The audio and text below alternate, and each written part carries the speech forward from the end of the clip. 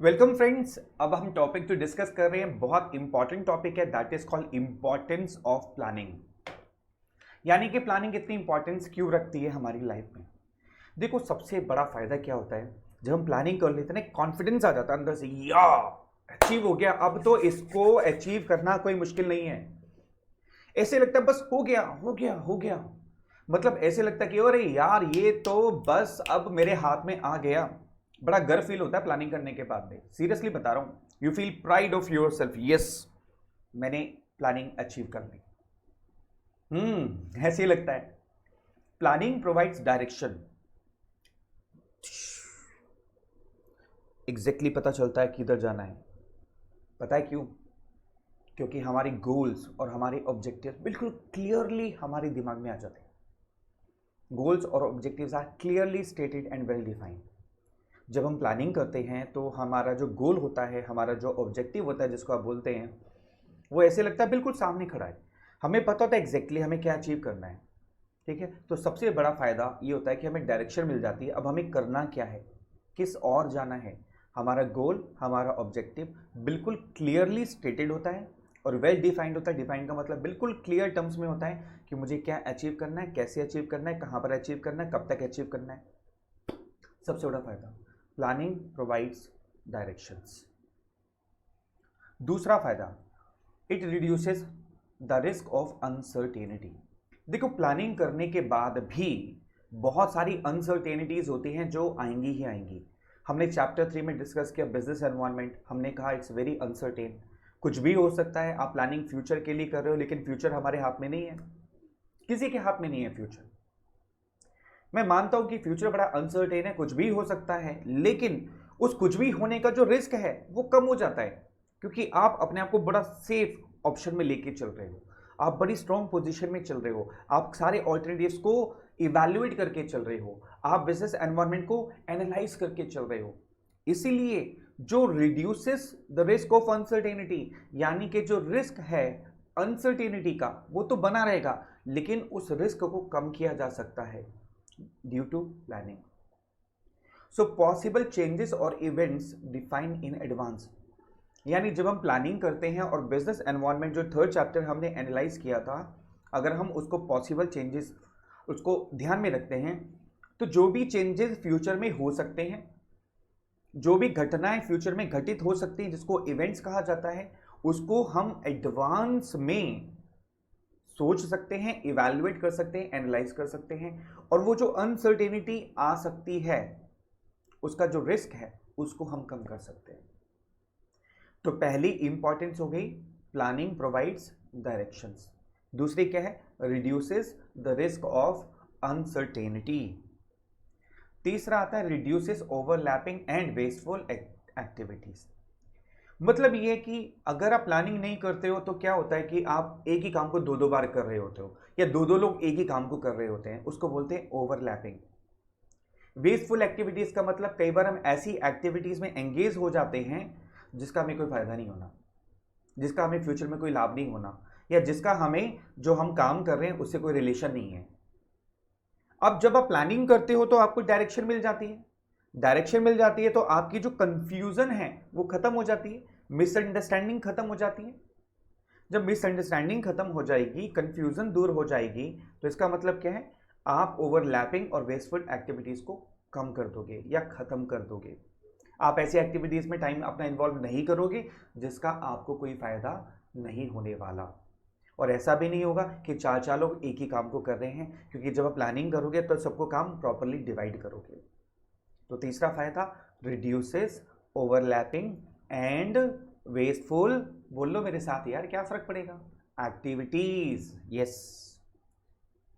चौथा फायदा, promotes innovative ideas. ओए होए भाई, जब प्लानिंग करते हैं ना, ऐसे खुराफाती आइडियाज दिमाग में पैदा होते हैं, ऐसे लगता है कि भाई ओ ये कर दे तो भाई पता नहीं चमत्कार हो जाएगा। एक्चुअली जब हम प्लानिंग करने बैठते हैं ना, तो मतलब इतने आइडियाज दिमाग में आते हैं, नए नए खुराफाती आइडियाज, कि बस पूछो मत। ऐसे लगता है पूरी दुनिया को जीतने का आइडियाज हमारे दिमाग में है। ये होता है, ऐसा नहीं है कि नहीं होता, ऐसा होता है। लेकिन अगर आप प्रॉपर प्लानिंग करोगे तब जब आप प्रॉपर बिजनेस एनवायरनमेंट को एनालाइज करोगे तब आपके दिमाग में बड़े ही खुराफाती आइडियाज आने शुरू हो जाएंगे। It promotes innovative ideas. हालांकि बहुत ज़्यादा चैलेंजिंग एक्टिविटी है मैनेजमेंट के लिए। It is a most challenging activity for management.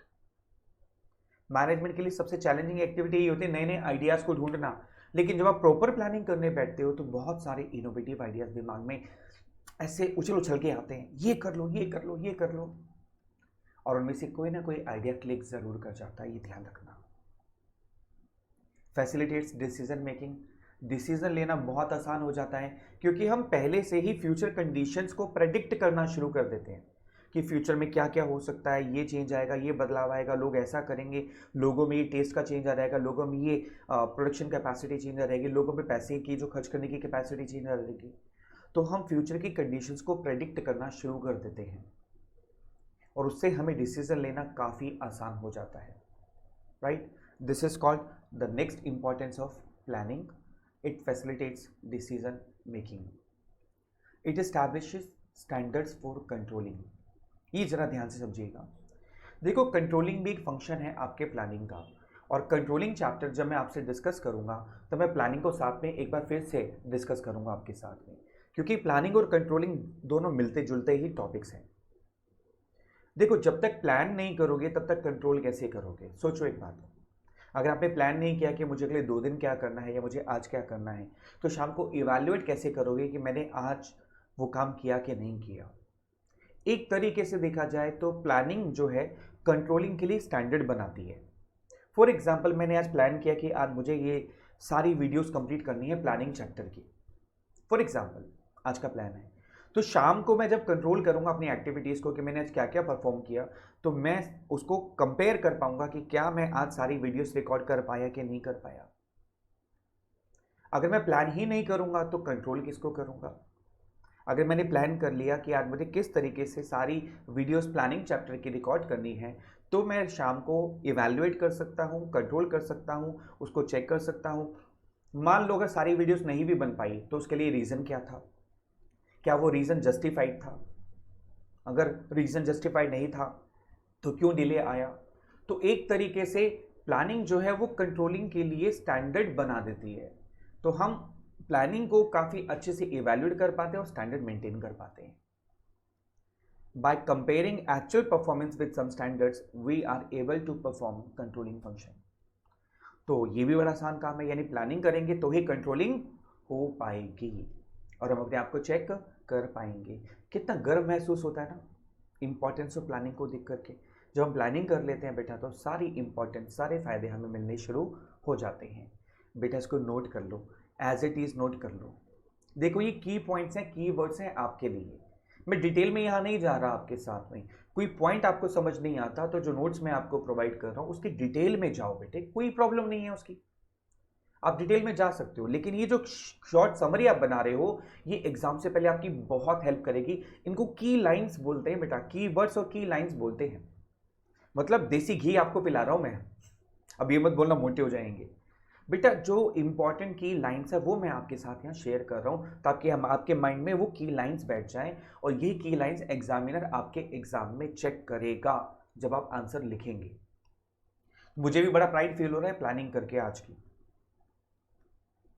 हाँ जी, इंपॉर्टेंस ऑफ प्लानिंग पहला, अरे यार प्राइड, PRRIDE, से प्रोवाइड्स डायरेक्शन। देखा, आप प्राइड फील होना शुरू हो जाएगा आपको। P से प्रोवाइड डायरेक्शन, R से रिड्यूसेस रिस्क ऑफ अनसर्टेनिटी। बोल ले यार मेरे साथ में भाई, बोल लो मेरे बेटा। P से प्रोवाइड डायरेक्शन, R से reduces risk of uncertainty, R से reduces risk of overlapping, I से इनोवेटिव आइडियाज, खुराफाती आइडियाज आते हैं। D से decision making easy, what to do I do now, what do I do now. क्या picture है भाई, ग्रेट। डिसीजन मेकिंग इजी हो जाती है और एस्टैब्लिशेस स्टैंडर्ड्स फॉर कंट्रोलिंग। आप चेक कर पाते हो, मैंने आज 6 एक्टिविटी लिखी थी करने के लिए, टिक, पहली हुई, दूसरी नहीं हुई, तीसरी हुई, चौथी हुई, आप चेक कर सकते हो। ठीक है, तो एक बार रिपीट कर लें। P से प्रोवाइड डायरेक्शन, R से reduces risk of uncertainty, R से reduces risk of overlapping, I से इनोवेटिव आइडियाज, डी से डिसीजन मेकिंग इजी, ई से establish standards for controlling. Very good. अब बेटा इसको ना पोज करके ना आराम से आइज क्लोज करके एक बार खुद भी रिवाइज करो। जितने भी एक्रोनिम्स हैं उसको शीशे के सामने रिवाइज करो या आइज क्लोज करके रिवाइज करो। आपकी प्लानिंग बहुत बहुत बहुत बेटर हो जाएगी। ठीक है, अब फायदे नजर आ गए प्लानिंग के। चलो नेक्स्ट टॉपिक में, नेक्स्ट वीडियो में नेक्स्ट टॉपिक। ठीक है, चलो टेक केयर, बाय बाय।